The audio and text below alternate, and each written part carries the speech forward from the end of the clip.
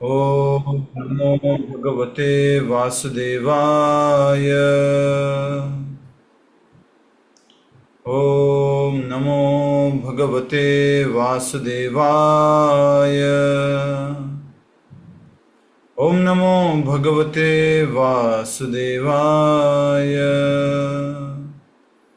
मुखं करोति वाचालं पङ्गुं लङ्घयते गिरिं यत्कृपातमहं वन्दे श्रीगुरुदीनतारिणं परमानन्दमाधवं श्रीचैतन्यमीश्वरं।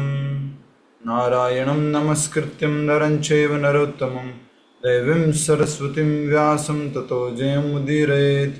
नष्टप्रायेषु भद्रेषु नित्यं भागवतसेवया भगवती उत्तमश्लोके भक्तिर्भवति नैष्टिकी। हरे कृष्ण कृष्ण कृष्ण हरे हरे, हरे राम राम राम हरे हरे। हरे कृष्णा। सभी भक्तों का पुनः स्वागत है आज के श्रीमद् भागवत कथा रूप कार्यक्रम में। आज मोहिनी एकादशी है, तो आप सभी को एकादशी की हार्दिक शुभकामनाएं। और कथा के अंत में हम एकादशी कथा भी करने का प्रयास करेंगे, जो कि पी.के. गुप्ता जी ने बहुत समय बाद हमें स्मरण करवाया है कि पहले हम करते थे लेकिन अब बंद हो गया है इस तरह से।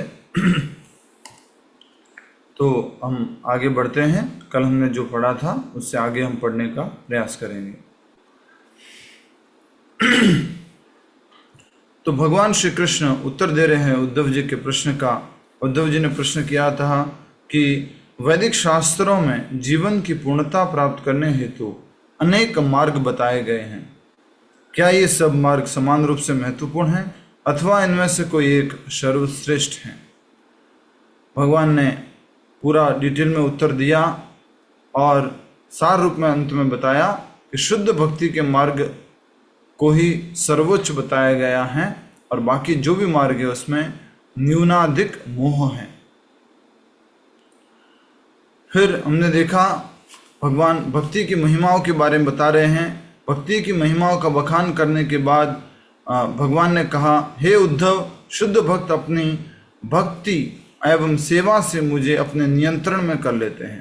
पहले भी ये बात आई थी, हमने देखा था कि कोई भी तपस्या के द्वारा या दान के द्वारा को भगवान को अपने नियंत्रण में नहीं कर सकता है, मात्र भक्ति द्वारा भगवान को अपने नियंत्रण में कर सकता है। प्रभुपाद जी की लीला से भी हमने सीखा था, अगर आपको याद हो रहा होगा तो, कि एक पत्रकार या कोई डिवोटी प्रभुपाद जी से पूछते हैं, नहीं बाहर के कोई व्यक्ति पूछते हैं या पत्रकार पूछते हैं कि स्वामी जी आप भगवान नहीं बनाते क्या? बाकी जितने भी जो स्वामी जी लोग आए यहाँ पर इंडिया से, जो अमेरिका में आए, वो सब क्या बनाते हैं? हम लोगों को भगवान बनाते हैं, गॉड बनाते हैं। तो आप भगवान नहीं बनाते क्या? प्रभुपाद जी कहते हैं कि नहीं, हम भगवान नहीं बनाते। नहीं, आपको भी भगवान बनाना चाहिए। प्रभुपाद जी बोलते नहीं, हम भगवान नहीं बनाते। नहीं, सब बना रहे हैं भगवान, तो आपको भी भगवान बनाना चाहिए। तो प्रभुपाद जी फिर कहते हैं नहीं, हम भगवान नहीं बनाते, भगवान को जो कंट्रोल करते हैं वो बनाते हैं। हम भगवान से भी ऊपर जो है वो बनाते हैं। तो वो रिपोर्टर पूछते हैं कि भगवान से ऊपर कौन है, भगवान को कौन कंट्रोल कर सकता है?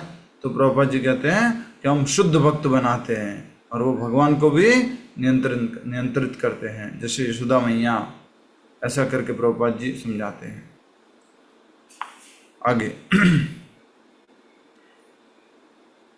सांख्य, योग, वैदिक अध्ययन, पुण्य कर्म, तप अथवा वैराग्य से मुझे कभी भी नियंत्रण में नहीं किया जा सकता। केवल ऐसे शुद्ध भक्त जिन्होंने मुझे अपने जीवन का एकमात्र लक्ष्य चुना है। बार बार शब्द आएगा, एकमात्र लक्ष्य। भगवत गीता में भगवान बहुत ही सीधा सीधा बोलते हैं, सर्वधर्मान परित्यज्य माम एकम शरणम व्रजा। भगवान बहुत क्लियर करते हैं और प्रभुपाद जी तात्पर्य में लिखते हैं कि रामादि मूर्तिषु कला नियमेन तिष्ठन्, अर्थात कि राम, नरसिम्हा, वराह आदि सब भगवान श्री कृष्ण के ही विस्तार है। लेकिन एक समय पर आपको क्या करना है, जब आप पूरी तरह से भक्ति में संलग्न हैं, अब एक समय ऐसा आ जाएगा जब आपको मात्र भगवान श्री कृष्ण में अपने ध्यान को केंद्रित करना है। तो उसी प्रकार यहाँ पर कह रहे हैं कि केवल ऐसे शुद्ध भक्त जिन्होंने मुझे अपने जीवन का एकमात्र लक्ष्य चुना है वे ही मुझे प्राप्त कर पाते हैं। इस भक्ति का आश्रय लेकर चांडाल जैसे निम्नतम अति निम्न परिवार में जन्म लेने वाला व्यक्ति भी पूरी तरह शुद्ध हो जाता है। साधारणतया क्या होता है, अगर कोई मार्ग अपनाना है, कुछ वैदिक मार्ग अपनाना है या किसी और संप्रदाय की बात करें हम आज भी, तो वो लोग क्या कहते हैं कि जो ब्राह्मण लोग हैं वो ही क्वालिफाइड है, ब्राह्मण लोग हैं वो ही योग्य हैं भक्त, जो उनका मार्ग ज्ञान मार्ग को अपनाने के लिए या जो उनके तरीके का जो आध्यात्मिक मार्ग है उसको अपनाने के लिए। ब्राह्मण लोग ही सन्यासी बन सकते हैं, ब्राह्मण लोग ही गुरु बन सकते हैं, ब्राह्मण लोग ही जो है क्वालिफाइड होंगे भगवान को प्राप्त करने के लिए। अगर किसी भी शूद्र को या वैश्य को इस गति में आगे बढ़ना है तो उसको अगले जन्म में ब्राह्मण बनना होगा। लेकिन हमारी जो वैदिक विधि है, जो सनातन विधि, जो प्रभुपाद जी जिसको प्रतिपादित कर रहे हैं और चैतन्य महाप्रभु जिसको प्रतिपादित कर रहे हैं, वो क्या कह रहे हैं कि कीबा शूद्र कीबा न्यासी सही कृष्ण तत्ववेत्ता सही गुरु है। ये जो कृष्ण तत्ववेत्ता है वो गुरु बन सकता है, चाहे वो कोई भी हो। तो यहाँ पर देखिए क्या कहा है कि इस भक्ति का आश्रय लेकर चांडाल जैसे अति निम्न परिवार में जन्म लेने वाला व्यक्ति भी पूरी तरह से शुद्ध हो जाता है। भले चांडाल परिवार में जन्म हुआ, वो भी प्योर डिवोटी बन जाता है, शुद्ध भक्त बन जाता है। नेक्स्ट, प्रभु आपने एक एग्जाम्पल दिया था, एक प्रभु जी का जो ट्रेन में टॉयलेट साफ करते थे, डिवोटी बन गए थे फिर। Yes yes yes yes, very nice. तो मैसूर में एक प्रभु जी थे, एक व्यक्ति थे, तो हमारे मंदिर के प्रभु जी, नित्य तृप्ता प्रभु जी, वो घूमते हुए प्रचार करते हुए बाइक से, टू व्हीलर से जाते थे वहाँ पर उस तरह से। तो कभी वॉशरूम यूज़ करने के लिए गए होंगे, तो वहाँ एक व्यक्ति बैठा रहता था और वो व्यक्ति 1 रुपया लेना, 2 रुपया लेना, ऐसा करके लेना होता था। प्रभु जी ने उसको चैंटिंग करने को बोला, फिर थोड़ा गीता पढ़ने को बोला, तो उसने भी प्रभु जी से किताब ले ली और चैंटिंग करना शुरू कर दिया। और धीरे धीरे धीरे उसका इंटरेस्ट बढ़ता गया, बढ़ता गया, बढ़ता गया। और वो 1-1 रुपया लेने वाला व्यक्ति कैसे भी करके उसने भगवद गीता खरीद ली, थोड़ी कृष्णा बुक खरीद ली, और उसने और छोटी बुक पुस्तकें खरीद ली, और उसने धीरे धीरे फिर जो है मंदिर आने लगा।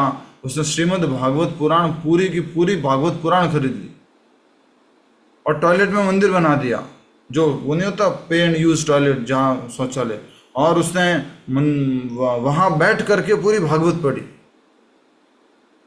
और वो आज वो एक फुल टाइम डिवोटी है, एक मंदिर केंद्र संभाल रहे, दीक्षा भी हो गई थी उनकी। तो इसलिए ये संभव है कि भक्ति के द्वारा हर कोई व्यक्ति शुद्ध हो सकता है। हम दूसरों की बात ना करें, हम अपने ही बात करते हैं। हम सब लोग भी भले परिवार का जन्म अच्छे कुल में हुआ, उच्च कुल में हुआ, लेकिन क्रियाएं तो जो है वो सब शूद्र जैसी हैं।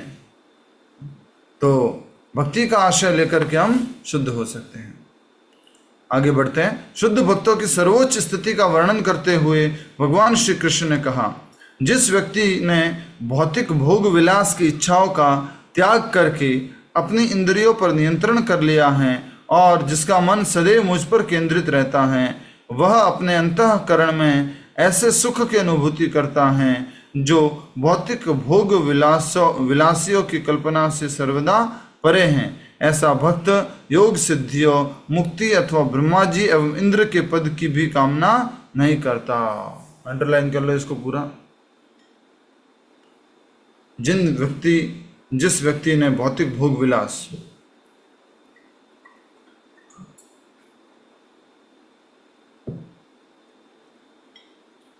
तो बहुत ही सुंदर बात लिखी है।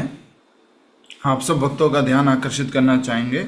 कह रहे हैं कि जिस व्यक्ति ने भौतिक भोग विलास की इच्छाओं का त्याग करके अपनी इंद्रियों पर नियंत्रण कर लिया, भौतिक भोग विलास की जो इच्छाएं थी उनको त्याग दिया, भौतिक भोग विलास की इच्छा नहीं करता और अपनी इंद्रियों पर नियंत्रण कर दिया।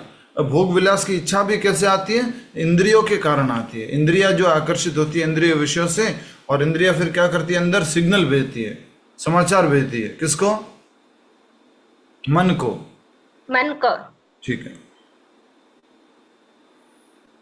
और जिसका मन सदैव मुझ पर केंद्रित रहता है। तो अगर इंद्रियां नियंत्रित कर दिया है, इच्छा जो है वो पूरी तरह से, विचार जो है वो सारे निकाल दिए हैं, तो भगवान पर उसका मन केंद्रित है, वह अपने अंतःकरण में ऐसे सुख की अनुभूति करता है, ऐसा सुख जो भोग विलासियों की कल्पना से सर्वदा परे है। क्या ऐसा भी सुख हो सकता है बिना कुछ भोग किए, बिना कुछ भौतिक दुनिया की चीजों में रमण किए हुए? कैसे तू इतना प्रसन्न रह सकता है? कैसे तू आत्मा आनंद में रह सकता है? कैसे तुम दिव्य आनंद में, सच्चिदानंद में रह सकता है? तो उनकी कल्पना से भी परे हैं। ऐसा भक्त योग सिद्धियों, मुक्ति अथवा ब्रह्मा जी एवं इंद्र के पद की कामना भी नहीं करता। वो तो अभी जीवन में ही, इसी जीवन में किसमें स्थित है? ब्रह्मानंद में स्थित है, परमानंद में स्थित है। तो और किसी भी वो सुख की कामना करता ही नहीं, नहीं किसी भी प्रकार के पद की कामना करता है। इस दुनिया में सबसे बड़ा पद कौन सा है? ब्रह्मा जी का। तो ब्रह्मा जी के पद की भी कामना नहीं करता। भगवान खुद कह रहे हैं। नेक्स्ट, हे उद्धव, न तो मुझे ब्रह्मा जी, शिव जी, भगवान संकर्षण, लक्ष्मी देवी अथवा मैं स्वयं इतना प्रिय नहीं हूं जितने कि तुम। अब समझ जाइए तुम बोलने से क्या शब्द का अर्थ है। हे उद्धव, न तो मुझे ब्रह्मा जी, शिव जी, भगवान संकर्षण, स्वयं लक्ष्मी देवी, उनकी नित्य संगिनी, अथवा मैं स्वयं इतना प्रिय नहीं हूं जितने कि तुम मेरे प्रति की गई अनन्य भक्ति के चित्त को पूरी तरह धोकर, मेरे प्रति की गई अनन्य भक्ति व्यक्ति के चित्त को पूरी तरह धोकर पवित्र कर सकती है। तो वो पवित्र चित्त वाले कौन है? उद्धव जी। वो शुद्ध भक्त कौन है? उद्धव जी। तो भगवान कह रहे हैं कि मैं स्वयं से भी इतना प्रेम नहीं करता हूँ, इतना प्रिय नहीं हूँ। मैं लक्ष्मी देवी जी को भी इतना प्रिय नहीं हूँ, संकर्षण को भी इतना प्रिय नहीं हूँ, शिव जी को भी इतना प्रिय नहीं हूँ, ब्रह्मा जी को भी इतना प्रिय नहीं हूँ जितना प्रिय तुम मुझे हो। गीता में भगवान ने कहा है 12वें अध्याय के 13वें, 14वें, 15वें, 16वें, 17वें, 18वें, 19वें, 20वें श्लोक में, क्या? कौन मुझे प्रिय है? कौन मुझे प्रिय है? तो ये पहले भी आया था, इसको एक बार फिर से याद कर लेते, कौन प्रिय है उसके उस पढ़ते हुए। हाँ, ये रहा। हे उद्धव, ऐसा भक्त जो सबों पर दया दिखाता है, किसी को हानि नहीं पहुंचाता, जो आक्रमण करने वालों को क्षमा कर देता है, जो द्वेष से मुक्त है, जिसका व्यवहार सदैव सौम्य तथा कठोर नहीं है, जो मान सम्मान की इच्छा से मुक्त है, जो मुझे अपना एकमात्र आश्रय मानता है, जो दूसरों को मेरी भक्ति देने में प्रवीण है, जो स्वामित्व की भावना से मुक्त है और जिसने अपना जीवन अन्यों के कल्याणार्थ समर्पित कर दिया है, मैं उसे पुरुषों में सर्वश्रेष्ठ मानता हूँ। ऐसा भक्त साधारण धर्म कर्तव्यों का त्याग करके पूर्ण रूप से मेरे चरण कमलों का आश्रय स्वीकार करता है, चाहे उसने मुझे तत्व से समझा अथवा नहीं, परंतु चूंकि वह शुद्ध प्रेम की भावना से मेरी सेवा करता है, मैं उसे सर्वश्रेष्ठ मानता हूँ, वो मुझे बहुत प्रिय है। तो ये भगवान श्री कृष्ण कह रहे हैं कि तुम मुझे बहुत प्रिय हो, और जो मेरे अनन्य भक्ति में लगा रहता है उस व्यक्ति का चित्त पूरी तरह से क्या हो जाता है? पवित्र हो जाता है। किस कारण से? भगवान की भक्ति करने के कारण से। अगर हमें अपना चित्त शुद्ध करना है, प्योर करना है, कॉन्शियसनेस अगर हमें शुद्ध करनी है, तो हमें भगवान की भक्ति करनी होगी, भगवान का नाम जप करना होगा। कलयुग में एकमात्र सरल भक्ति है, क्या है? हरे कृष्ण कृष्ण कृष्ण हरे हरे, हरे राम राम राम हरे हरे। इतनी सरल भक्ति दी है भगवान ने जिसकी कोई तुलना नहीं कर सकते। नेक्स्ट, यदि कोई भक्त अपनी इंद्रियों पर पूरी तरह नियंत्रण नहीं कर सकता, परंतु उसके हृदय में मेरे प्रति तीव्र भक्ति है, तो कई बार इंद्रिय भोग के प्रति आकर्षण होने के बावजूद भी उसका पथ से पतन नहीं होता। बोलिए हरि बोल, हरि बोल। बहुत सुंदर बात लिखी है। भले उसके इंद्रियों पर विजय प्राप्त नहीं कर पाया, वो इंद्रियों पर नियंत्रण नहीं हो पाया है, लेकिन भगवान की भक्ति के प्रति तीव्र भक्ति है भगवान के प्रति और आकर्षण है भगवान के प्रति, तो इंद्रिय भोग के प्रति आकर्षित नहीं होता। मतलब आकर्षित है लेकिन फिर भी वो उस इंद्रिय भोग में क्या नहीं होता, बोलो, संलग्न नहीं होता, इंडल्ज नहीं होता। हिंदी में क्या बोलेंगे, इंडल्ज, डूब जाना, लिप्त नहीं, आसक्त, लिप्त नहीं होता है। हाँ? भले उसका इंद्रियों पर विजय नहीं प्राप्त किया उसने और मन उसका जाता है इंद्रिय विषयों की तरफ, लेकिन फिर भी किस में लगा हुआ है, भगवान की भक्ति में लगा हुआ है, तीव्र भक्ति में लगा हुआ है। तो कई बार इंद्रिय भोग के प्रति आकर्षित होने के बावजूद भी उसका पथ से पतन नहीं होता। तो इसलिए क्या महत्वपूर्ण है, भगवान के प्रति तीव्र भक्ति। हमारे लिए तो ये प्रिंसिपल बहुत सही है ना। हम लोग तो हमेशा वैसे भी लिखा हुआ है इंद्रिय भोग के प्रति आकर्षित रहते हैं, तो हमारे लिए क्या है, हम तीव्र भक्ति में लग जाए। डिवोशनल सर्विस एकदम बढ़िया, नाम जप, कीर्तन, अध्ययन, श्रवण, प्रचार, विग्रह सेवा। प्रचार को भी बहुत महत्व देना है आप सबको प्रचार को बहुत महत्व देना है, क्योंकि जितना सीखा है सुना है उसको आगे पहुंचाना है। पद से पतन मतलब हमारा पद से पतन क्या? पथ से पथार्थ की जो नियम पालन कर रहा है, जो भक्ति मार्ग पर चल रहा है, उससे वो विचलित नहीं होता, वो उसको नहीं छोड़ता। ठीक है। भक्ति योग उस विशाल अग्नि के समान है जो अनायास हुए उसके सब पापों को भस्मीभूत कर देती है।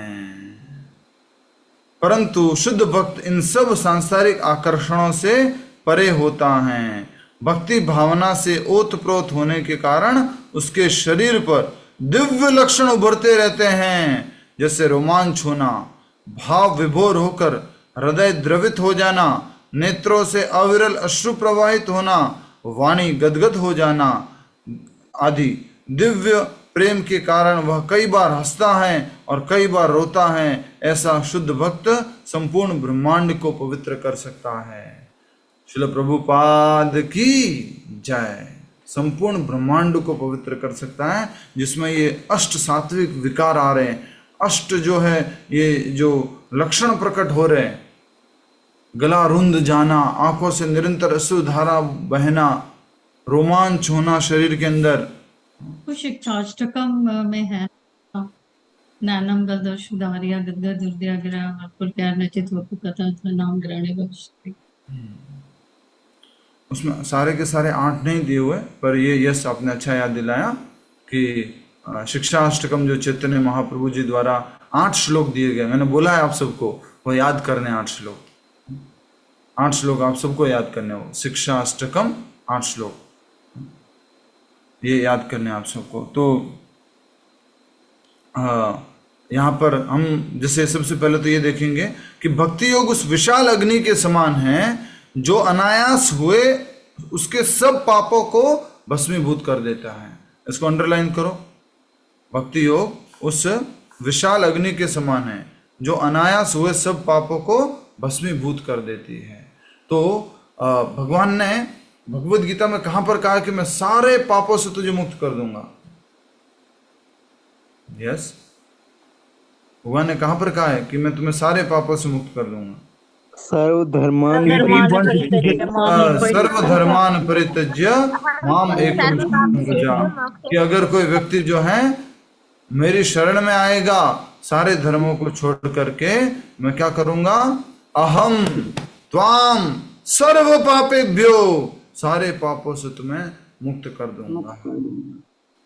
डरो मत, मां शुचः, डरो मत। इसी तरह से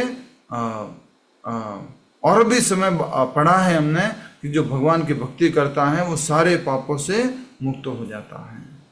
तो भगवान की भक्ति को किससे तुलना की गई है, विशाल अग्नि के समान जो अनायास हुए उसके सब पापों को भस्मीभूत कर देती हैं। परंतु शुद्ध भक्त इन सब सांसारिक आकर्षणों से परे होता है। शुद्ध भक्त के लक्षण क्या है, वो सांसारिक आकर्षणों से परे हैं। और उनमें क्या क्या लक्षण आते हैं?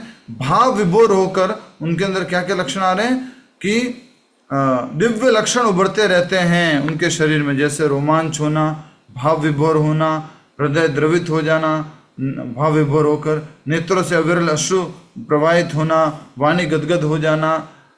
दिव्य प्रेम के कारण वह कई बार हंसता है और कई बार रोता है। ऐसा शुद्ध भक्त संपूर्ण ब्रह्मांड को पवित्र कर सकता है। चैतन्य महाप्रभु ने भी ये सब अपने लीला में बताया, प्रदर्शित किया। ठीक है, नेक्स्ट। ये सब बहुत इंपॉर्टेंट बातें हैं, तो अंडरलाइन करते जाना, क्योंकि लिखा है ऐसा शुद्ध भक्त संपूर्ण ब्रह्मांड को पवित्र कर सकता है। एक स्थान पर रहते हुए भी वो पूरे ब्रह्मांड को पवित्र कर सकता है। इतनी शक्ति है शुद्ध भक्त के अंदर। एक जगह बैठ करके बोलेगा ना, हरे कृष्ण कृष्ण कृष्ण हरे हरे, हरे राम राम राम हरे हरे, वो पूरे ब्रह्मांड में वो शक्ति जाएगी। वो शुद्ध नाम जप की वो शक्ति है, एक जगह बैठ करके सबका कल्याण कर सकता है। वो जी ब्रह्मांड की क्या डेफिनेशन है? ये जो पृथ्वी लोक है, इसके ऊपर 6 लोकों का सतह है और नीचे जो 7 लोकों की सतह है, और पूरे इस एक समूह को, एक अंडाकार गोले को ब्रह्मांड कहते हैं, यूनिवर्स। मतलब टोटल 14 वो है स्थान, 14 प्लैनेटरी सिस्टम के समूह को, जिसमें 14 प्लैनेटरी सिस्टम है। ऐसा जो गोला है, जो ऐसा जो अंडाकार आकृति वाला जो गोला है, अंडाकार आकृति वाला जो क्या कहेंगे है, वो ब्रह्मांड है। अच्छा, मतलब इसका कहीं डिस्क्रिप्शन पढ़ा नहीं पहले कभी? पढ़ा है हमने अच्छे से कथा में बहुत बार। ठीक है। सोने को पकाने से उसकी अशुद्धियां नष्ट हो जाती हैं। इसी प्रकार भक्ति रूपी अग्नि में पकने से आत्मा के समस्त दूषण जल जाते हैं। सोने को क्या करेंगे तो और ज्यादा चमकेगा, और ज्यादा वो प्योर हो जाएगा, प्योर गोल्ड हो जाएगा अग्नि में पकाने से। अग्नि में और पकाने से। इसी प्रकार भक्ति रूपी अग्नि में पकने से आत्मा के समस्त दूषण जल जाते हैं और वह अपनी मूल स्थिति में होकर भगवान की सेवा करने के लिए वैकुंठ लौट जाता है। तो हमें भी सारी की सारी अशुद्धियों से शुद्ध होना है, मुक्त होना है। तो किसमें तपना है? भक्ति रूपी अग्नि में तपना है। एक प्रभु जी ने बहुत सुंदर बात बताई थी कि सूर्य के समान अगर चमकना है तो उसके समान तपना भी होगा। सूर्य के समान अगर चमकना है तो उसके समान तपना भी होगा। इसी प्रकार यहाँ पर जो कहा जा रहा है वो क्या कहा जा रहा है कि भक्ति रूपी अग्नि में पकने से आत्मा के समस्त दूषण जल जाते हैं। आत्मा दूषित होती है क्या? नहीं। तो ये जो हमने ये माना कि मैं शरीर हूं, मैं मन हूं, ये सब दूषण नष्ट हो जाते हैं भक्ति रूपी अग्नि में तपने से। अच्छा, ये भक्ति रूपी अग्नि में तपने का एक और सरल तरीका क्या है? भक्तों की संगति में रहना। भक्तों की संगति में रहेंगे तो आसानी से हम जो हैं वो प्योरीफाई होते जाएंगे, वो तपना होता जाएगा। और मेरी भाषा में अगर बात करें तो हम बार बार रगड़ खाते रहेंगे, और जो हीरा अगर बार बार रगड़ खाता रहेगा तो क्या होता जाएगा? और चमकेगा। हम तो कैसे हैं? नहीं, मैं अकेला, मेरे भगवान कृष्ण अकेले, बाकी मुझे किसी से कोई लेना देना नहीं। आध्यात्मिक जगत में जाएंगे तो क्या होगा? हम हैं, भगवान श्री कृष्ण हैं और सारे शुद्ध भक्त भी है। तो मैं भक्तों के समूह में, भक्तों के बीच में रहना आना चाहिए। भक्तों के बीच में घर्षण होगा, थोड़ा सा मनमुटाव होगा, थोड़ा सा ऊपर नीचे होगा, लेकिन फिर भी हमें रहना आना चाहिए। अगर हम कहीं पर ये सोच रहे हैं, ध्यान से सुनिए सभी लोग, सरोज प्रभु, अगर हम कहीं पर जो है ऐसा सोच रहे हैं कि नहीं मैं अकेले भक्ति कर लूंगा, मैं किसी से बात नहीं करूंगा, मैं मेरे भगवान और बस, नहीं, आध्यात्मिक जगत में जब हमारा प्रवेश होगा तो वहाँ शुद्ध भक्त हैं, हमें उनके बीच रहना आना चाहिए। और उसका जो आजकल की भाषा में बात करें तो वो मॉक ड्रिल कहाँ पर होगा? इस धरती पर होगा, भक्तों के साथ में होगा। यहाँ पर हम जब रह रहे हैं उनकी संगति में होगा। ऑनलाइन क्लास में सब कुछ हो सकता है। अमिता संत प्रभु जी बता रहे थे, मैंने बताया था आपको, ऑनलाइन क्लास में सब कुछ हो सकता है। श्रवण हो सकता है, एसोसिएशन ले सकते हैं, सब कुछ है। लेकिन क्या नहीं हो सकता ऑनलाइन क्लास में? कीर्तन नहीं होता, घर्षण नहीं हो पाएगा। शुद्धिकरण बहुत मुश्किल हो जाता है जब भक्तों की संगति वाला शुद्धिकरण, या कोई आपकी गलती बताने वाला नहीं है, कोई आपको पॉइंट आउट करने वाला नहीं है, आप कहां पर गलत चल रहे हैं, आप कैसे सही हो सकते हैं, कोई बताने वाला नहीं है। इसलिए भक्तों की संगति में रहना चाहिए। ठीक है, आगे देखिए। तो बहुत सुंदर उदाहरण दिया है। सोने को पकाने से उसकी अशुद्धियां नष्ट हो जाती हैं, इसी प्रकार भक्ति रूपी अग्नि में पकने से आत्मा के समस्त दूषण नष्ट हो जाते हैं और वह अपनी मूल स्थिति में स्थित होकर भगवान की सेवा करने के लिए वैकुंठ लौट जाता है, मोक्ष मिल जाता है, भगवान के धाम चले जाते हैं। सारे के सारा जो बॉडीली कॉन्शियसनेस है, भौतिक चेतना जो है, उससे वो शुद्ध हो जाती है। जिस प्रकार सही मरहम लगाने से रोगग्रस्त आंखों की ज्योति लौट आती हैं, उसी प्रकार श्रवण कीर्तन विष्णु की विधि से भक्त भगवान को देखने की अपनी दृष्टि पुनः प्राप्त कर लेता है। बोलो हरि हरि हरि हरि बोल। हरी हरी। तो हमें सही मरहम लगाना है और हम सही मरहम लगा रहे हैं। और हमारा सही मरहम क्या है? श्रवण कीर्तन। दूसरा कुछ हो पाएगा नहीं हो पाएगा मालूम नहीं, दो कार्य चलते रहने चाहिए, श्रवण कीर्तन। श्रवण कीर्तन, कीर्तन से क्या अर्थ है? कीर्तन में सब कुछ आ गया। आपका खुद से जो 16 माला नाम जप करना है, विग्रह की सेवा करना है, प्रचार करना है, संकीर्तन ग्रुप में बैठ करके करना है, वो भी आ गया। श्रवण करना, भागवत श्रवण करना है, भगवत गीता श्रवण करना है, कीर्तन श्रवण करना है, ये श्रवण करने में आ गया। तो अंडरलाइन कर लो इसको। जिस प्रकार सही मरहम लगाने से रोगग्रस्त आंखों की ज्योति लौट आती हैं, उसी प्रकार श्रवण कीर्तन विष्णु की विधि से भक्त भगवान को देखने की अपनी दृष्टि पुनः प्राप्त कर लेता है। स्वयं भगवान ही बोल रहे हैं।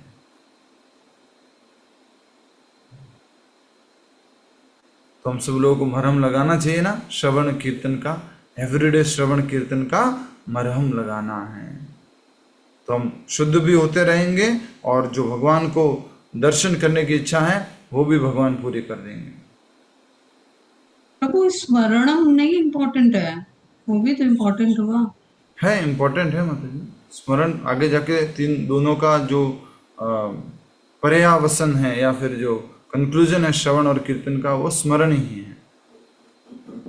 ठीक है, इस चर्चा का सार समझाते हुए भगवान श्री कृष्ण ने उद्धव से कहा, मनुष्य को चाहिए कि वह स्त्री तथा स्त्री से अत्यधिक आसक्त पुरुषों का संग त्याग दे। इस प्रकार निर्भय होकर एकांत स्थान में वास करते हुए वह ध्यान पूर्वक अपना मन मुझ पर एकाग्र करे। सांसारिक आसक्ति अनेक प्रकार के कष्टों और पीड़ाओं को जन्म देती हैं, परंतु स्त्री अथवा स्त्री से आसक्त व्यक्तियों के संग से मिलने वाले कष्ट और पीड़ाएं सबसे दुखदायी होती हैं।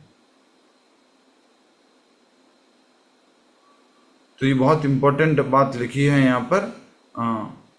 पुरुष के लिए स्त्री और स्त्री के लिए पुरुष, ये संसार में सबसे बड़ा दुखदाई जो है, जिसको लगता है कि सबसे सुख देने वाला संबंध यही है, वही सबसे ज्यादा दुख देने वाला भी है। और बहुत सुंदर श्लोक है इसका। एक तो हो गया एक पुरुष का स्त्री से आकर्षण, और या उसकी स्त्री की संगति, या ऐसे व्यक्तियों की संगति जो स्त्री से आसक्त रहते हैं। समझ में आया आपको? कोई कहते हैं प्रभु जी मैं तो इसमें व्यभिचार में नहीं हूं, मैं तो इसमें नहीं हूं, मैं तो ऐसा, बट वो ऐसे लोगों की संगति करता है जो व्यभिचारी है, जो इस तरह से गलत कार्य में प्रवृत्त होते हैं, तो ऐसे लोगों की संगति भी भक्त के लिए क्या है, डेंजरस है।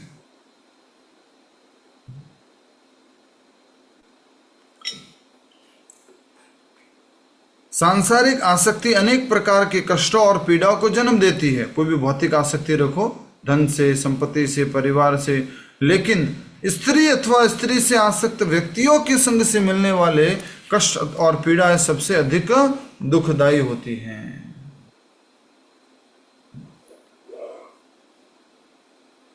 श्री उद्धव ने कहा, हे कमल नेत्र श्री कृष्ण, व्यक्ति को आपके किस रूप पर और किस प्रकार ध्यान करना चाहिए? एक के बाद एक बहुत अच्छे अच्छे प्रश्न हैं। हे कमल नेत्र श्री कृष्ण, व्यक्ति को आपके किस रूप पर और किस प्रकार ध्यान करना चाहिए? आपने बोल तो दिया कि व्यक्ति को जो है स्त्री से आसक्त नहीं होना है, या ऐसे पुरुषों से आसक्त नहीं होना है जो स्त्रियों से आसक्त हैं। अपने आप को एकांत में ले जा करके मेरे ऊपर ध्यान करना है, सब बताया आपने। पर आपके किस रूप का ध्यान करें और किस प्रकार ध्यान करें, ये भी बता दो आप। आपके किस रूप का ध्यान करें और किस प्रकार ध्यान करें। श्री भगवान ने कहा, जहां उद्धव जी आ रहे हैं ना, वहां थोड़ा अंडरलाइन कर लो जो प्रश्न आ रहा है, या हाईलाइट कर दो, जिससे आपको ढूंढना इजी रहेगा कि प्रश्न क्या था।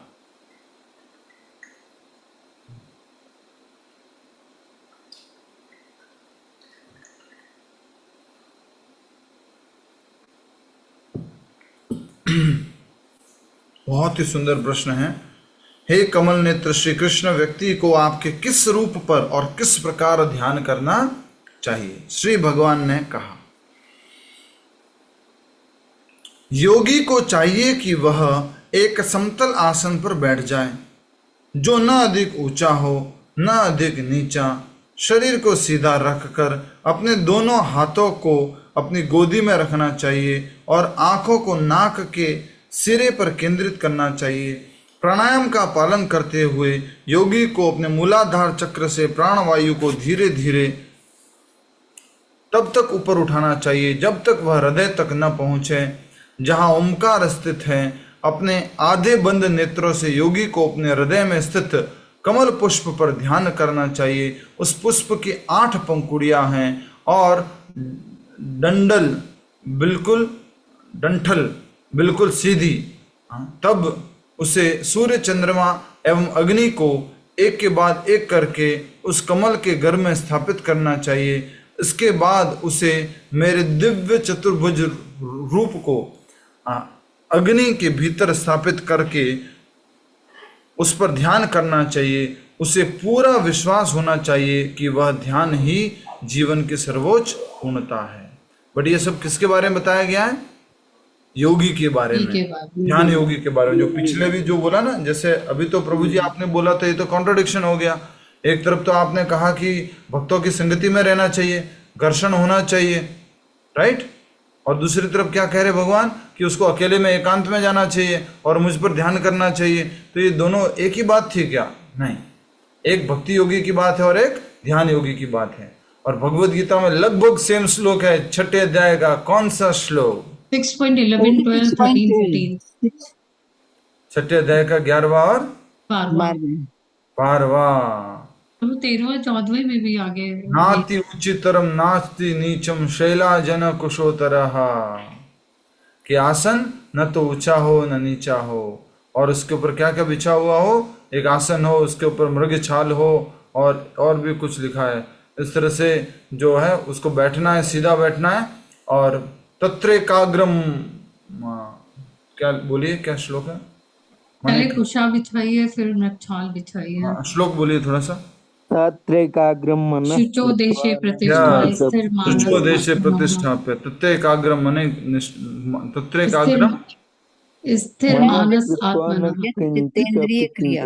एक जना बोलो भाई, एक जना बोलो। सब लोग बोलोगे तो सभी लोग खोलो ये श्लोक, 6ठा अध्याय 11वां श्लोक और 12वां श्लोक।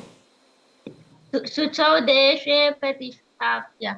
माता जी प्रणाम आपको। क्यों माइक अनम्यूट करते हो बीच में? खाली श्लोक खोलिए ना।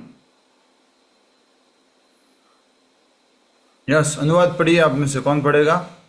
हिंदी में। यस, जयलक्ष्मी माता जी पढ़िए।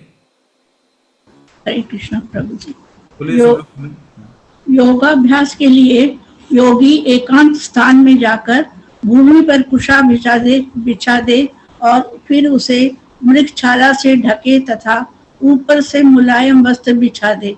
आसन न तो बहुत ऊंचा हो न बहुत नीचा, वह पवित्र स्थान में स्थित हो।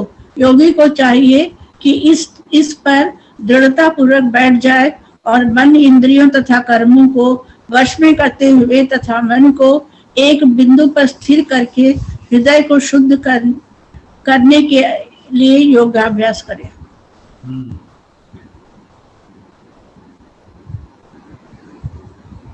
तो बहुत ही सुंदर कि सेम जो यहाँ पर बात बताई जा रही है श्रीमद् भागवत में भगवान के द्वारा, उसी तरह यहाँ पर भी बात हो रही है कि सीधा बैठ करके और आंखों को आधी बंद और आधी खुले रख करके दोनों भुवों के मध्य में अपने ध्यान को केंद्रित करके, और फिर आगे की विधि जो है वो थोड़ी और नेक्स्ट लेवल की है। तो एक बार आप जस्ट जानने के लिए, समझने के लिए फिर से पढ़िए इसको, जिससे कि आपको समझ में आए कि अष्टांग योगी की क्या विधि है। भगवत गीता में तो जस्ट थोड़ा सा बताया था, या भागवत में थोड़ा और आगे बताया है। जो कुंडलिनी जागरण होता है उसके बारे में बताया है। ठीक है, पढ़िए भगवान क्या कह रहे हैं पीछे से वापस।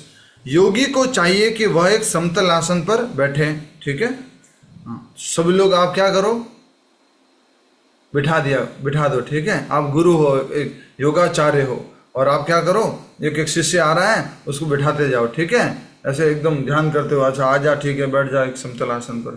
ठीक है, योगी को चाहिए कि वह एक समतल आसन पर बैठ जाए, बिठा दिया जी। और जो अधिक न ऊंचा हो और नहीं नीचा, तो ठीक है थोड़ा सा ऊपर हो। उसके बाद शरीर को सीधा रखकर अपने दोनों हाथों को अपनी गोदी में रखना चाहिए। ठीक है, अरे हरि बोल, ऐसे क्यों रखा, ऐसे रखो, अच्छा ठीक है, आप पढ़ा रहे हो, ठीक है ऐसे रखो, आप योगाचार्य हो। और आंखों को नाक के सिरे पर केंद्रित करना चाहिए। यहाँ पर कहाँ ध्यान है, इधर ध्यान दो, हाँ यहाँ पर, यस ठीक है, नाक के सिरे पर केंद्रित करना चाहिए। प्राणायाम का पालन करते हुए योगी को अपने मूलाधार, प्राणायाम मतलब गहरी श्वास लेना, गहरी श्वास छोड़ना। तो एक बार सभी लोग कोशिश करेंगे, डीप ब्रीदिंग, इनहेल, एक्सेल। अरे एक्सेल में आपको ऐसे थोड़ा ना जाना है, हवा बाहर निकालनी है बस, यस। तो इस प्रकार से वो योगी अभ्यास कर रहा है। और इस प्रकार प्राणायाम करते हुए क्या करता है, अपने मूलाधार चक्र, मूलाधार चक्र कहाँ होता है, कौन बताएगा? नाभि के पास, नाभि से भी नीचे, मूलाधार चक्र नाभि से भी नीचे होता है। ठीक है, तो मूलाधार चक्र से प्राण वायु को धीरे धीरे, प्राण वायु बहुत इंपॉर्टेंट है ये, को तब तक ऊपर उठाना चाहिए जब तक वह हृदय तक न पहुंच जाए। ये अलग अलग स्थान हैं, कुंडलिनियां हैं, और जहां ओमकार स्थित होता है, अपने आधे बंद नेत्रों से योगी को अपने हृदय में स्थित कमल पुष्प पर ध्यान करना चाहिए। अब हृदय में क्या है, एक कमल पुष्प। ठीक है, सभी लोग ध्यान दीजिए। उस पुष्प की 8 पंखुड़ियां हैं और डंठल बिल्कुल सीधी। डंठल मतलब वो हो गई ना तना, जो छोटा सा उसकी पकड़ने का, तना भी नहीं बोलेंगे, जो उससे जुड़ा हुआ होता है। तब उसे सूर्य, चंद्रमा एवं अग्नि को एक के बाद एक करके उस कमल के गर्भ में स्थापित करना चाहिए, अर्थात उनको आमंत्रित करना चाहिए और उनको वहां विराजमान करना चाहिए। इसके बाद उसे मेरे दिव्य चतुर्भुज रूप, भगवान का चतुर्भुज रूप कौन सा, शिरोदक्षाय विष्णु, जो हृदय में स्थित है परमात्मा रूप में, को अग्नि के भीतर स्थापित करके उस पर ध्यान करना चाहिए। उसे पूरा विश्वास होना चाहिए कि वह ध्यान ही जीवन की सर्वोच्च पूर्णता है। ये किसके लिए है, योगी के लिए है। ये जो ध्यान कर रहा हूं, ये मेरे जीवन का सबसे इंपॉर्टेंट कार्य है, यही मेरे जीवन का लक्ष्य है, परमात्मा का हृदय में दर्शन करना। तो उद्धव जी ने पूछा था कि भगवान आपको किस रूप में मैं ध्यान करूं और किस विधि से ध्यान करूं, दोनों बता दिया, किस विधि से और किस रूप में, चतुर्भुज रूप में, और विधि बता दी, ये योग की विधि। ठीक है। भगवान का स्वभाव अत्यंत सौम्य तथा प्रसन्न चित्त है। उनका वर्ण श्यामल मेघों के समान काला है। अब ये किसका वर्णन है? भगवान का चतुर्भुज रूप का, वो पूरा रूप देखिए। वे पीतांबर पहनते हैं और अपने हाथों में शंख, चक्र, गदा और पद्म धारण करते हैं। उनके वक्ष स्थल पर श्रीवत्स का चिन्ह तथा कौस्तुभ मणि सुशोभित हैं और उनके कानों में मकर कुंडल हैं। उनके चरणों में नुपुर, भुजाओं में बाजूबंद, सिर पर चमचमाता मुकुट तथा नितंबों के ऊपरी भाग पर करधनी शोभायमान है। उनके शरीर का एक एक अंग हृदय को मोहने वाला है और भगवान का चेहरा उनकी कृपा भरी दृष्टि से युक्त होकर और अधिक सुंदर दिखता है। कृपा भरी दृष्टि से युक्त होकर के भगवान जो देख रहे हैं वो बहुत कृपा भरे देख रहे हैं, तो और सुंदर लग रहे हैं। ये किनका वर्णन है? द्विभुज मुरलीधारी श्याम सुंदर कृष्णा। नहीं प्रभु जी, चतुर्भुज विष्णु। विष्णु भगवान का चतुर्भुज विष्णु। कुछ लोग बोलते हैं हाँ हाँ हाँ, अरे भाई ये चतुर्भुज रूप का वर्णन है ना, योगियों का जो हृदय में लक्ष्य होता है भगवान को देखने का, वो बता रहे भगवान स्वयं चतुर्भुज रूप में। अच्छा, अब आज के बाद आपको ये थोड़ा यहाँ पर ना एक पेज को मोड़ देना आपको, और श्लोक संख्या अगर कोई बता दे तो अच्छा होगा। ये श्लोक कौन सा है? कोई बच्चे पूछे, कोई पोते पूछे कि कहाँ पर है ये सब, तो जो आप राधा कृष्ण की पूजा करते हो, विष्णु की पूजा करते हो, ये तो किसी ने मर्जी से पेंटिंग बना दी। भगवान ऐसे थोड़ी ना, किसने बोला भगवान ऐसे? किसी ने देखा है क्या? कहीं पे लिखा है क्या? तो आप बता सकते हैं स्वयं भगवान श्री कृष्ण श्रीमद् भागवत के 11वें स्कंद में अपने ही चतुर्भुज विष्णु रूप का वर्णन बताते हैं जो हृदय में स्थित है। प्रभु जी, बच्चे लोग ऐसा है कि 14.32 लिख दिया है। माता जी थोड़ा सा आराम से ना आप पूछ, अभी बोल रहा हूँ, आपको समय देता हूँ। यस, कौन सा श्लोक है 11वें स्कंद का? 14.36 to 42 में ये वर्णन। 11वां स्कंद 14वां अध्याय 36 to 42 के बीच में ये श्लोकों में तो है। 36, to 35, 38, 39, 40, 41, 42 इस सीरीज में है। 11वां स्कंद 14वां अध्याय। 11वां स्कंद भगवत गीता नहीं है, ये भागवत है, ठीक है, और 14वां अध्याय। यस मेरा गुप्ता माता जी। हेलो प्रभु जी, बच्चे बड़े लोग हैं, वो कहते हैं कि सब लिखा हुआ है, वो साधु लोग लिखे हुए हैं, तो उन लोगों से कौन बहस करे? बोले थोड़ा सा समझाना होता है माता जी कि दुनिया में आप जो लोग जिस पर भी विश्वास कर रहे हो, किसी न किसी ने तो लिखा है ना।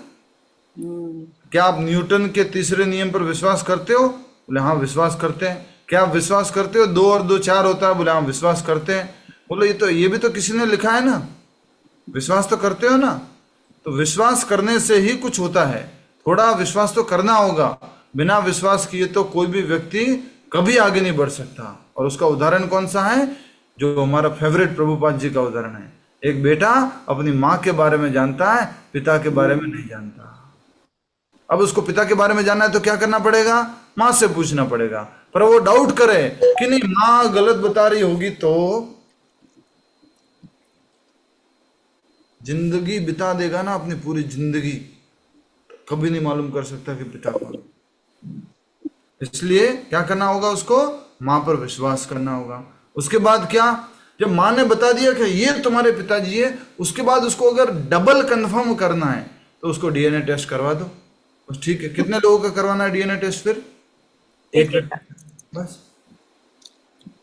नहीं तो जिंदगी भर सबका डीएनए टेस्ट करवाते रहे, कभी खत्म ही नहीं होगा ये। या हमेशा क्या करता रहे? अनुमान लगाता रहे, ये जो है ना, ये अंकल की जो नाक है वो मेरे से मैच कर रही है, मतलब शायद ये वाले हो सकते हैं। इसलिए विश्वास से तो शुरू होता है सब कुछ। क्या हमने प्रश्न किया था जब हमें स्कूल में पढ़ाया गया था कि 2 और 2 4 ही क्यों होता है, 6 क्यों नहीं होता? क्या हमने प्रश्न किया था स्कूल में? Sine theta equal to cos theta equal to tan theta, ये हमने प्रश्न क्यों नहीं किया है? टेन थीटा ये क्यों होता है? क्या हमने प्रश्न किया था कि ये जो आप पढ़ा रहे हो ये सब कुछ सत्य क्यों माने हम? उसी तरह से हमें बताना होगा कि ये पूरी विज्ञान की किताब है, ये शास्त्र है, कहीं से विश्वास करके ही शुरू होता है। अगर विश्वास नहीं करोगे तो कभी नहीं मालूम कर सकते कि बाप कौन है। ये हमारी माता है। ये कौन है? माता, वेद माता, वेद माता, भगवत गीता वेद माता, शास्त्र वेद माता। बाप के बारे में नहीं जानते हम, अनाथ घूम रहे हैं। हमें सनात होना है, और सनात होने के लिए क्या करना है? अपनी माता से पूछना है कि मेरे पिताजी कौन है, उनकी सेवा कैसे करूं मैं।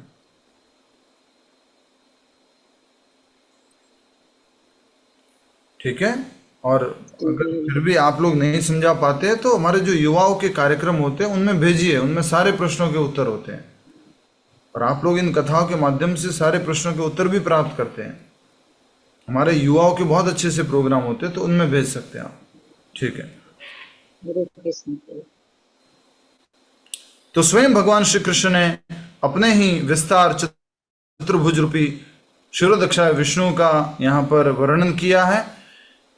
एक बार सभी लोग आंखें बंद कीजिए और या आंखें खोल करके यहाँ पर डिस्प्ले कीजिए चतुर्भुज रूपी भगवान विष्णु का जो यहाँ वर्णन बताया गया, उनको जो परमात्मा फॉर्म है उसको डिस्प्ले कीजिए।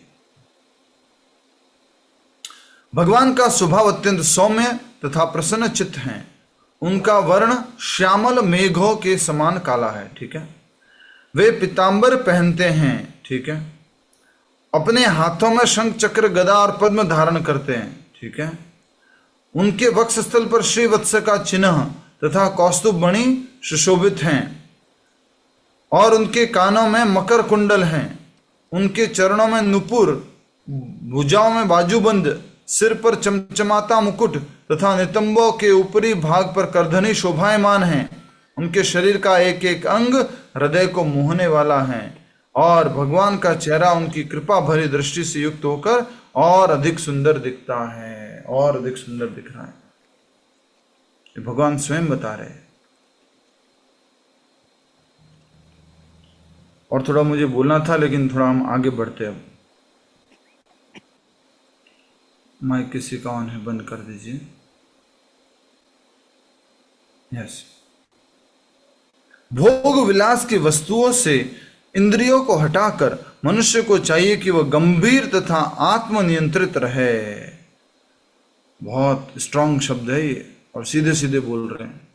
भोग विलास की वस्तुओं से इंद्रियों को हटाकर मनुष्य को चाहिए कि वह गंभीर तथा आत्मनियंत्रित रहे। हमें ऐसा नहीं होला है कैसा, कुछ भी कर लिया, कुछ भी खा लिया, कुछ भी देख लिया, किसी पर भी हंस लिए, कोई भी बातें कर ली, नहीं, गंभीर रहना, थोड़ा ग्रेव। ये भक्त का एक लक्षण है। तो कह रहे हैं कि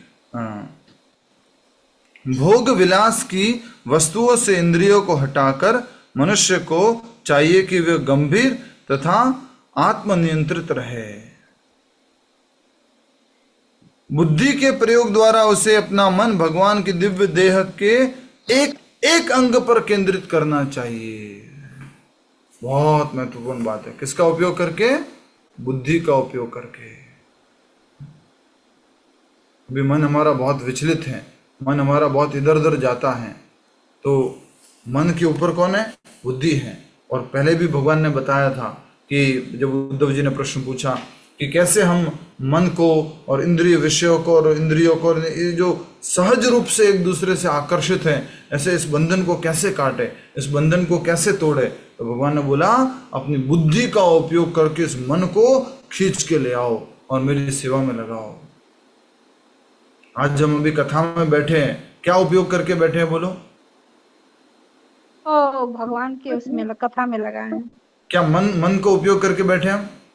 नहीं, बुद्धि का उपयोग करके प्रभु जी। बुद्धि का उपयोग करके। इजी नहीं है। मन तो क्या बोलता है? अरे ठीक है, अभी गर्मियों के दिन है भाई, एसी चला के थोड़ा सा है?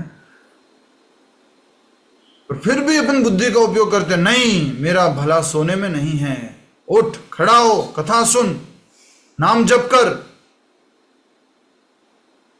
उठो, मंगला आरती कर, दर्शन आरती कर, गुरु पूजा कर। मन तो कुछ कुछ कहता रहेगा। हमें किसकी सहायता लेनी है?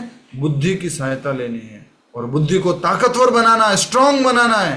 किसकी सहायता से? शास्त्रों की सहायता से। बहुत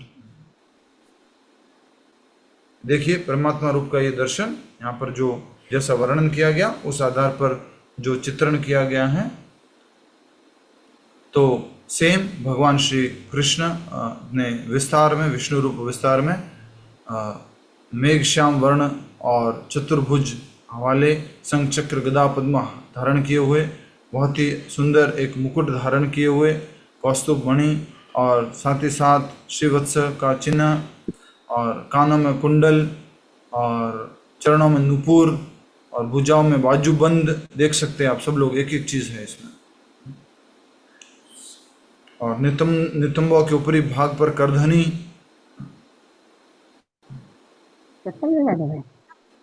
कमला भाटिया माता जी माइक बंद कीजिए। 3 हाथ दिखाए प्रभु जी इसमें, क्यों? हाँ जी, 3 हाथ दिखाए हैं 4 की जगह। प्रभु जी आप अच्छे से देखो, थोड़ा सा अच्छे से देख रहा हूँ, बहुत अच्छे से देखने चार के है बाद ही। प्रभु जी, चार है, देखो। एक कमल है हाथ में, हाँ नहीं, एक 3 ही दिख रहे हैं इसमें तो। कमल पुष्प है। एक कमल ठीक है, पुष्प कोई है। बात नहीं, दूसरा कोई मत बोलो बीच में भाई। एक हाथ में शंख पकड़ा है, एक हाथ में चक्र, एक हाथ में कमल, और एक हाथ में जो नीचे जो है उसमें गदा। अच्छे से दर्शन कीजिए।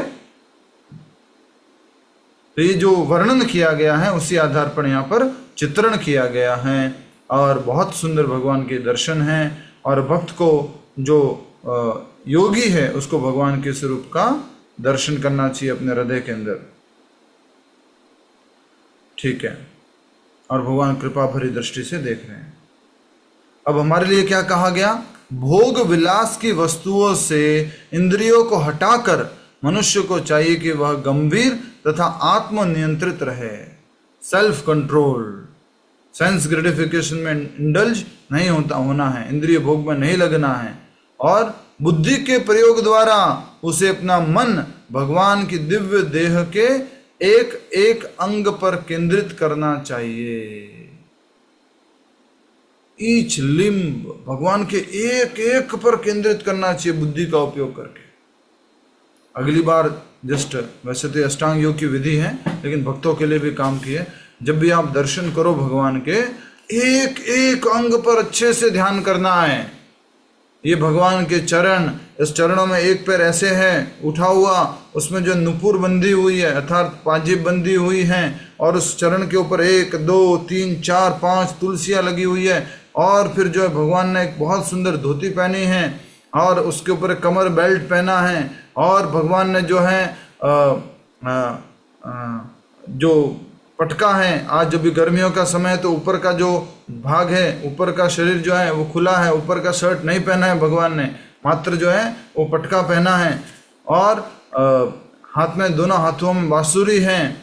बहुत सुंदर भगवान श्री कृष्ण के गले में हार हैं, मालाएं हैं, कानों में कुंडल हैं, माथे पे बहुत सुंदर तिलक है, पगड़ी है।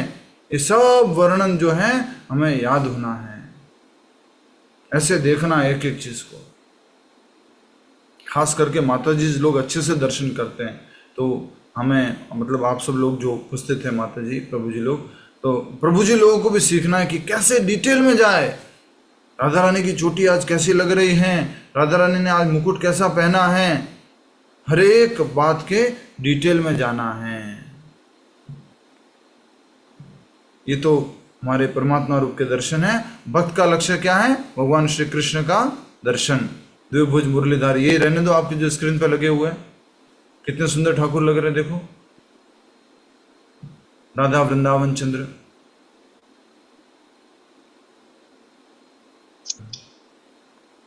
ठीक है, आगे बढ़ते हैं।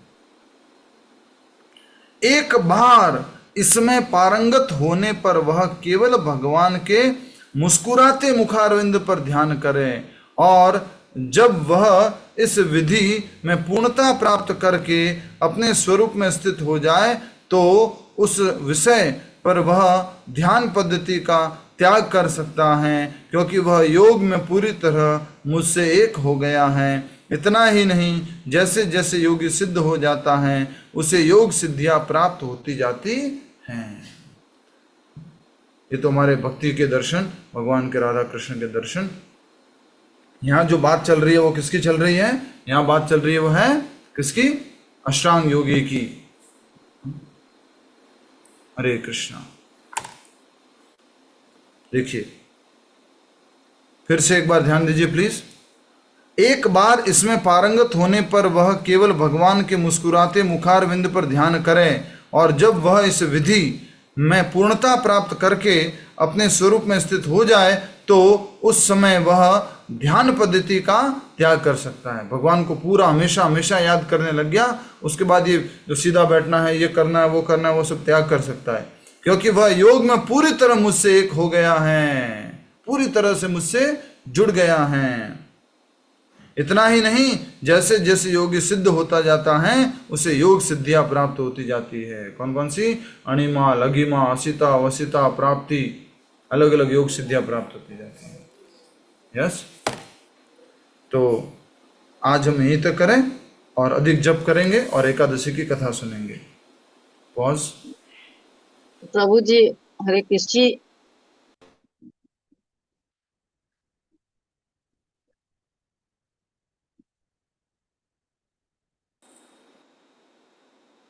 मोहिनी एकादशी। श्री युधिष्ठिर महाराज ने कहा, हे जनार्दन, वैशाख अप्रैल मई माह के शुक्ल पक्ष में होने वाली एकादशी का क्या नाम है? इसे ठीक से मनाने की विधि क्या है? कृपया ये सभी विवरण मुझे बताइए। भगवान श्री कृष्ण ने उत्तर दिया, हे धर्म के धन्य पुत्र, युधिष्ठिर महाराज के लिए बोला जा रहा है, वशिष्ठ मुनि ने एक बार भगवान रामचंद्र से जो कहा था वह अब मैं तुम्हें बताता हूं। कृपया मेरी बात ध्यान से सुनो। भगवान रामचंद्र ने वशिष्ठ मुनि से पूछा, हे महान ऋषि, मैं उस दिन के सर्वोत्तम व्रत के बारे में सुनना चाहूंगा। भगवान राम जी पूछ रहे हैं वशिष्ठ मुनि से, उनके गुरुदेव से, सुनना चाहूंगा जो सभी प्रकार के पापों और दुखों को नष्ट कर देता है। उस व्रत के बारे में, उस सर्वोत्तम व्रत के बारे में सुनना चाहूंगा। राम जी कह रहे, मैंने अपनी प्रिय सीता के वियोग में बहुत समय तक कष्ट सहा है, इसलिए मैं आपसे सुनना चाहता हूं कि मेरा दुख कैसे समाप्त हो सकता है। आपने समस्त मानव जाति के कल्याण तथा सबकी मनोकामनाओं की पूर्ति के लिए मुझसे प्रश्न किया है। अब मैं उस व्रत का वर्णन करूंगा जो संपूर्ण जगत को पवित्र करने वाला है। कौन बोल रहे हैं? रामचंद्र जी को वशिष्ठ मुनि बोल रहे हैं। हे राम, वह दिन वैशाख शुक्ल एकादशी के नाम से विख्यात हैं, जो द्वादशी को आती हैं। यह सभी पापों को दूर करने वाली हैं तथा मोहिनी एकादशी के नाम से प्रसिद्ध हैं। हे राम, इस एकादशी का पुण्य उस भाग्यशाली आत्मा को मोह के जाल से मुक्त कर देता है जो इसका व्रत करता है।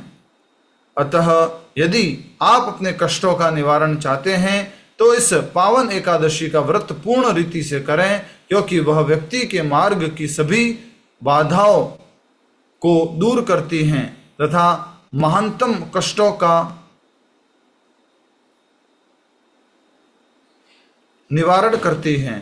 कृपया इसकी महिमा का वर्णन करते हुए सुने। कृपया इसकी महिमा का वर्णन करते हुए सुने, क्योंकि जो व्यक्ति इस पावन एकादशी के विषय में सुनता है उसके महानतम पाप नष्ट हो जाते हैं। छोटा करके रखिए, मैं पढ़ लूंगा।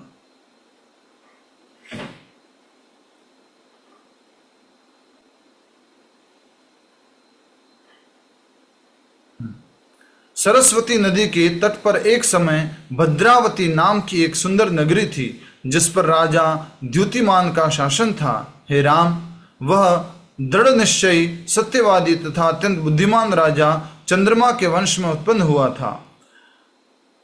उसके राज्य में धनपाल नाम का एक व्यापारी रहता था, जिसके पास अनाज और पैसे की बहुत अधिक संपत्ति थी।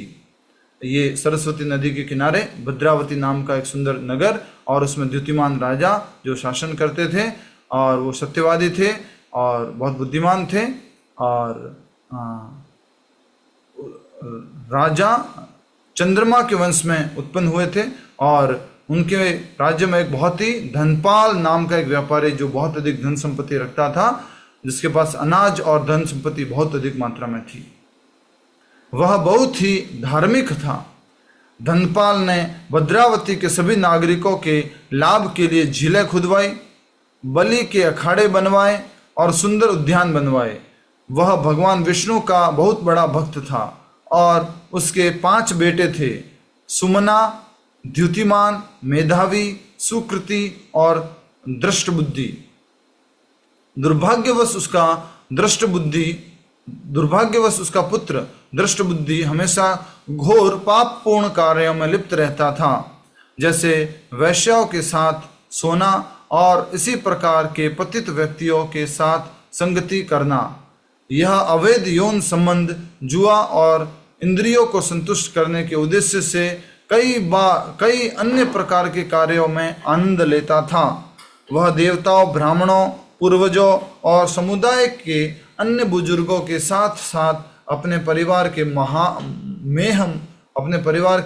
मेहमानों का भी अपमान करता था। दुष्ट हृदय वाला दुष्ट बुद्धि अपने पिता की संपत्ति को अंधाधुंध तरीके से खर्च करता था, हमेशा अछूत भोजन खाता था और अत्यधिक शराब पीता था। ये भद्रावती नगरी में जो ये धनपाल नामक व्यापारी था, उसका एक ही बेटा है। एक दिन धनपाल ने दृष्ट बुद्धि को घर से बाहर निकाल दिया, क्योंकि उसने उसे एक जानी मानी वैश्या के साथ हाथ में हाथ डाले सड़क पर घूमते देखा था। तब से दृष्ट बुद्धि के सभी रिश्तेदार उसकी बहुत आलोचना करने लगे और उससे दूरी बनाने लगे। जब उसने अपने सभी विरासत में मिले आभूषण बेच दिए और कंगाल हो गया, तो वैश्या ने भी उसे छोड़ दिया और उसकी गरीबी के कारण उसका अपमान किया। दृष्ट बुद्धि अब चिंता से भर गया और भूखा भी था। उसने सोचा, मुझे क्या करना चाहिए, मुझे कहाँ जाना चाहिए, मैं अपना भरण पोषण कैसे कर सकता हूँ। फिर उसने चोरी करना शुरू कर दिया। राजा के सिपाहियों ने उसे गिरफ्तार किया, लेकिन जब उन्हें पता चला कि वह कौन है और उसके पिता प्रसिद्ध धनपाल हैं, तो उन्होंने उसे छोड़ दिया। क्योंकि वो चोरी करता था इसलिए पकड़ा गया, और फिर जब मालूम पड़ा कि धनपाल का बेटा, तो उनको छोड़ दिया। वह कई बार पकड़ा गया और इसी तरह से रिहा हुआ, लेकिन अंत में अपने अहंकार और दूसरों और उनकी संपत्ति के प्रति पूर्ण अनादर से बीमार, बुरे व्यवहार वाले दृष्ट बुद्धि को पकड़ लिया गया, हथकड़ी लगाई गई और फिर पीटा गया। उसे कोड़े मारने के बाद राजा के मार्शलों ने उसे चेतावनी दी, अरे दुष्ट, इस राज्य में तुम्हारे लिए कोई जगह नहीं है। हालांकि दृष्ट बुद्धि को उसके पिता ने उसके क्लेश से मुक्त कर दिया और उसके तुरंत बाद वह घने जंगल में चला गया। वह भूखा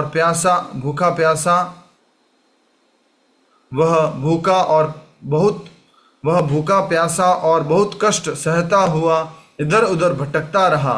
अंततः उसने भोजन के लिए जंगल के जानवरों, शेरों, हिरणों, सुअरों, यहाँ तक कि भेड़ियों को भी मारना शुरू कर दिया। उसके हाथ में हमेशा धनुष रहता था, कंधे पर हमेशा तीरों से भरा तरकश रहता था। उसने कई पक्षियों को भी मारा, जैसे कि चकोर, मोर, कंक, कबूतर। उसने अपनी पापमय जीवन शैली को जारी रखने के लिए बिना किसी हिचकिचाहट के कई प्रकार के पक्षियों और जानवरों का वध किया, जिसके पाप हर दिन बढ़ते जा रहे थे। उसके पाप हर दिन बढ़ते जा रहे थे। अपने पिछले पापों के कारण वह अब महापाप के सागर में डूबा हुआ था, जो इतना बेरहम था कि ऐसा लग रहा था कि वह बाहर नहीं निकल सकता। दृष्ट बुद्धि हमेशा दुखी और चिंतित रहता था, लेकिन एक दिन वैशाख के महीने में अपने पिछले पुण्य के बल पर वह कौंडिन्य मुनि के पवित्र आश्रम में पहुंचा। महान ऋषि ने अभी अभी गंगा नदी में स्नान किया था और अभी भी उनके शरीर से पानी टपक रहा था। दृष्ट बुद्धि को महान ऋषि के गीले वस्त्र से गिर रही पानी की कुछ बूंदों को छूने का सौभाग्य प्राप्त हुआ। तुरंत दृष्ट बुद्धि अपने अज्ञान से मुक्त हो गया और उसके पाप कम हो गए।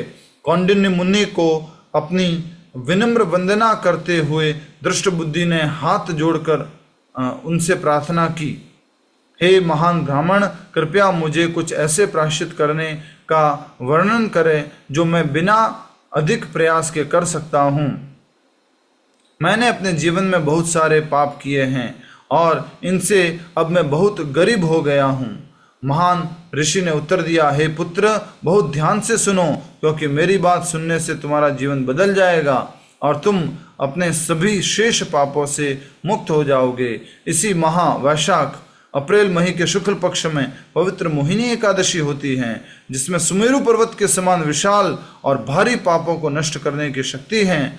यदि तुम मेरी सलाह का पालन करोगे और भगवान हरि को अत्यंत प्रिय इस एकादशी का व्रत श्रद्धापूर्वक करोगे तो तुम कई जन्मों के पापों से मुक्त हो जाओगे। इन शब्दों को बड़े आनंद के साथ सुनकर दृष्ट बुद्धि ने ऋषि के निर्देश के अनुसार मोहिनी एकादशी का व्रत करने का वचन दिया। हे राजाओं में श्रेष्ठ, हे रामचंद्र भगवान, मोहिनी एकादशी पर पूरी तरह से उपवास करने से एक बार पापी दृष्ट बुद्धि व्यापारी धनपाल का उड़ाऊ पुत्र निष्पाप हो गया। बाद में उसने एक सुंदर दिव्य रूप प्राप्त किया और अंत में सभी बाधाओं से मुक्त होकर भगवान विष्णु के वाहन गरुड़ पर सवार होकर भगवान के परम धाम को चला। हे रामचंद्र, ये राम जी को बता रहे वशिष्ठ मुनि, हे रामचंद्र, मोहिनी एकादशी का व्रत भौतिक अस्तित्व के प्रति सबसे गहरे भ्रमपूर्ण मोह को दूर करता है। इस प्रकार तीनों लोकों में इससे बेहतर कोई व्रत दिवस नहीं है। भगवान श्री कृष्ण ने निष्कर्ष निकाला। अब भगवान श्री कृष्ण युधिष्ठिर जी से बोल रहे हैं, हे युधिष्ठिर, ऐसा कोई तीर्थ स्थान, कोई यज्ञ, कोई दान नहीं जो मेरे एक वफादार भक्त को मोहिनी एकादशी का पालन करने से मिलने वाले फल के पुण्य के 16वें हिस्से के बराबर भी पुण्य दे सके। जो मोहिनी एकादशी की महिमा को सुनता और अध्ययन करता है, उसे 1000 गायों को दान करने का पुण्य प्राप्त होता है। इस प्रकार कुर्म पुराण से वैशाख शुक्ल एकादशी या मोहिनी एकादशी की महिमा का वर्णन समाप्त होता है। यदि पवित्र व्रत, एक बार पढ़ने दीजिए। यदि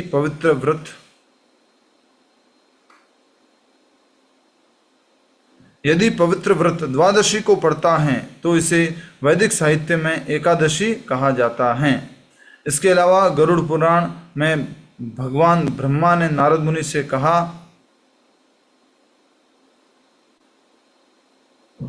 हे ब्राह्मण, यह व्रत पूर्ण एकादशी और द्वादशी का मिश्रण या तीनों एकादशी, द्वादशी, त्रयोदशी का मिश्रण होने पर मनाया जाना चाहिए, लेकिन कभी भी उस दिन नहीं जब दशमी और एकादशी का मिश्रण हो। इसे हरि भक्ति विलास वैष्णव स्मृति शास्त्र में भी बरकरार रखा गया है और श्रील भक्ति सिद्धांत सरस्वती ठाकुर प्रभुपाद ने अपने नवद्वीप पंजिका परिचय में इसका समर्थन किया है। मोहिनी एकादशी की जय, भगवान श्री रामचंद्र की जय, वशिष्ठ मुनि की जय, युधिष्ठिर महाराज की जय, श्रील प्रभुपाद की जय। हरे कृष्णा। धन्यवाद। तो आइए अब हम सब लोग मिलकर